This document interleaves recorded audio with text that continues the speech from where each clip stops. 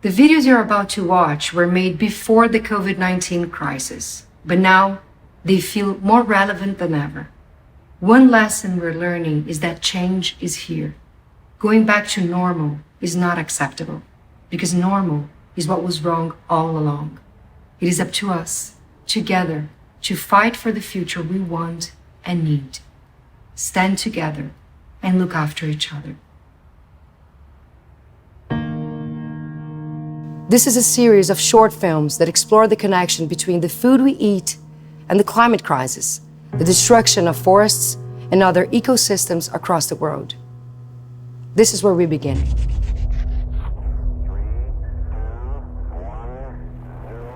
There's a powerful and undemocratic element that connects everything that is happening. Whether you want it or not, this element is in our tables, in the choices that we are confronted with in the supermarket, in the governments, in national and international treaties. This element is the current broken system of commodities. The economic flow of the most common raw ingredients that make up everything in our world. It's a system that is completely, absolutely out of control. Next time you have a meal, take a good look at your plate. Do you know where that food comes from? Where it was grown? What went into growing it? And maybe, most importantly, do you know how it affects our health and the health of our planet? Agricultural production accounts for 80% of all deforestation across the globe. Land that we all need to suck greenhouse gases out of the air. And we're not just talking about forests here. Grasslands, wetlands, and other ecosystems are quickly being turned into massive fields and industrial farms, no longer able to take CO2 out of the atmosphere, and instead, producing it. So, here's how it works. Take meat, for example. You have to clear land to raise those animals. Lots of land. We've got 500 million cows on the planet. More than the human population of Russia and the United States combined. 23 billion chickens. Wait, let me repeat. 23 billion chickens. 3 chickens per person on Earth. Then you have to clear even more land to grow the food to feed those cows and chickens.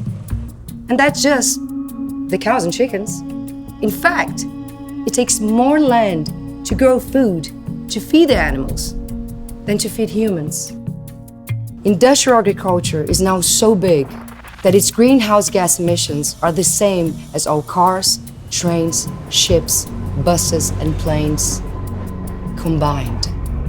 And even though we've got other food options, better farming techniques, Indigenous peoples' knowledge about how to care for these lands, this sector is so powerful that the industrial food system continues to grow, and its carbon bomb ticking louder and louder. So, what the hell is going on? Really? What the hell? Let me explain. This is a soya bean. You eat it, right? Well, sometimes. But it's mostly grown to feed chickens, pigs, and cows. This soya bean is also a commodity, like natural gas, silver, paper, or palm oil. Its value is traded on the global stock exchange. It moves through markets in Tokyo, São Paulo, Brussels, and New York. Before it even ripens on the vine, financial gambling and bets are placed on the soybean, all trying to predict its chances of getting to a market and eventually your table at the lowest possible costs. To keep it simple, this system is not growing food, it's growing profits. But it hasn't always been this way. You see, once upon a time, all food was organic. All food was local. And back then, we used to call this, well, we called it food. We never used to have stickers to identify the tiny amount of food that isn't grown with poison, or that isn't made with low-wage labor, and that isn't made without destroying every other living thing around it in order to turn a profit. But now, almost everything is made like this. Food made the traditional, organic way has been repackaged as a luxury, while food tainted with pesticides, deforestation, and stolen indigenous land is the default. So how did we go from sustainable food system to a world full of $1 burgers, tasty carcinogens, and 3 times more chickens on the planet than people? Well, the big reason is that we didn't choose this at all. At the root of all this process is an economy and political process that favors mega businesses and unsustainable farming practices. And it's all part of a larger idea that with cheap food, we're saving money that we can use to buy something else. Over the course of the past 100 years, small and local producers have been pushed out of the food game by vast global agribusiness like, That's why today it's more profitable to sell you a breakfast that is grown using herbicides, pesticides, and a large dose of deforestation than it is to sell you a breakfast without these things. The same goes for those 500 million cows. They're big business. And big business means more profit for the wealthiest companies and more carbon in the atmosphere. More heat, more forest fires, and more typhoons for the rest of us. That's f***ed up. The legacy this leaves to the world is devastated forests across the globe, including the Amazon. And we don't get a say into how they do business. Because if we did, things would look a lot different, right?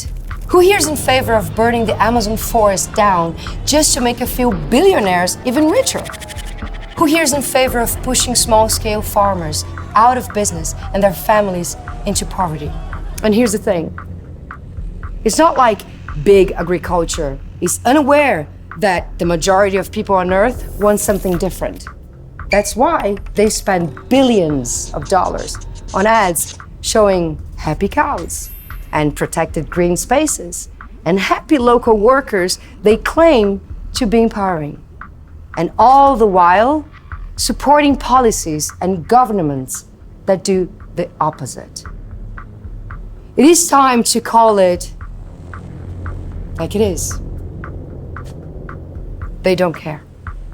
And we have proof that they really don't care.